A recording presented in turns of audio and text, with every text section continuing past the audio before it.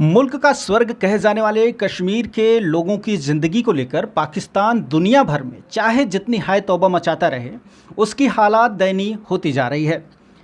हकीकत यह है कि खुद उसके कब्जे के कश्मीर यानी पीओके में रहने वाले लोगों की ज़िंदगी किसी नरक से कम नहीं है। ये तो लंबे वक्त से देखा जा रहा था कि वो इलाके के लोगों के साथ सौतेला बर्ताव कर रहा है और उसका मकसद सिर्फ पीओके पर भी कब्जा बनाए रखने का है और अब वहाँ बदइंतजामी सारी सीमाओं को पार करती जा रही है। परिणाम यह है कि इनके खिलाफ पीओके के लोगों का गुस्सा उबाल पर है। गेहूं के आटे और बिजली की ऊंची दरों तथा बेतहाशा बढ़े टैक्स और कुलीन वर्ग के विशेषाधिकारों को खत्म करने की मांग को लेकर इस इलाके में 4 दिनों से पूरी तरह से हड़ताल है। लोगों के गुस्से की वजह से इलाके में गंभीर तनाव की स्थिति बनी है। कई स्थानों पर हिंसक झड़पें हो रही हैं। यही बात को दबाने के लिए पाकिस्तान सरकार ने पुराने फार्मूले को अपनाते हुए वहां पाक रेंजर्स की तैनाती कर दी।